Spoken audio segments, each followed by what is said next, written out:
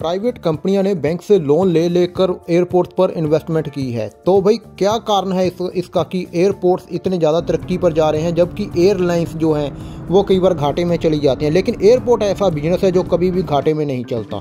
तो आज हम इसी के बारे में डिस्कस करेंगे। देखिए, जो एयरपोर्ट होते हैं उसके पास कमाई के बहुत ज़्यादा साधन होते हैं। स्टार्टिंग से ही ये शुरू हो जाता है। जैसे कि आप घर से अपनी गाड़ी से निकलते हैं और एयरपोर्ट पर जाकर आप गाड़ी को पार्क करते हैं। देखिए, वहाँ पर पार्किंग फीस लगनी शुरू हो जाती है। एक गाड़ी का लगाएंगे तो 100 रुपया लग जाता है। 1 घंटा से ऊपर चले जाएगा तो उसमें 20-20 रुपये एक्स्ट्रा जुड़ने शुरू हो जाते हैं। जगह पर एयरपोर्ट बनना शुरू होता है उसके आसपास की ज़मीनें ये काफ़ी ज़्यादा सस्ते में खरीदनी शुरू कर देते हैं। वैसे तो एयरपोर्ट सरकारी होते हैं, लेकिन कुछ प्राइवेट कंपनियां भी आकर इसमें खूब इन्वेस्ट करती हैं। बैंकों से करोड़ों का लोन और कर्जा उठाकर ये एयरपोर्ट पर इन्वेस्ट कर देते हैं। तो भी क्या कारण है ऐसा कि एयरपोर्ट कभी भी घाटे में नहीं जाते?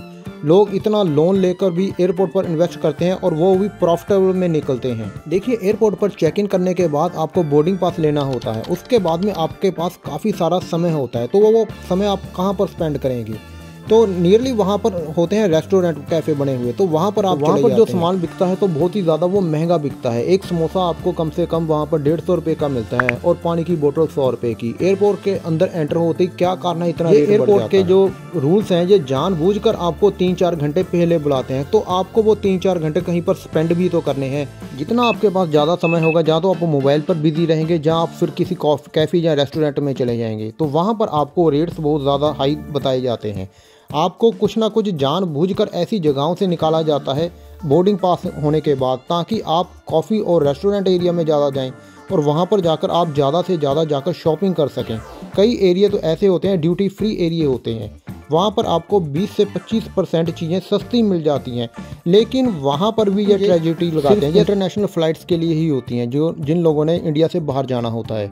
और वहाँ पर आप सिर्फ जाकर 25,000 रुपये तक की शॉपिंग कर सकते हैं। लेकिन खाने पीने की अनलिमिटेड है, आप जितना मर्जी वहाँ पर जाकर फूड एंजॉय भी कर सकते हैं।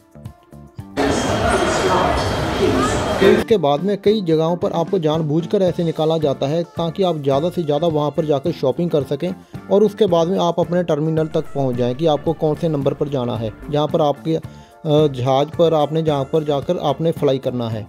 तो ये इन एयरपोर्ट वालों की एक तरीके का ये स्कैम होता है ताकि आप लोग उसमें फंस जाएं और ज़्यादा से ज़्यादा वहाँ पर जाकर शॉपिंग कर सकें। तो ये इनकी कमाई का एक बहुत ही बड़ा सोर्स बन जाता है। इससे ये फुल कमाई करते हैं।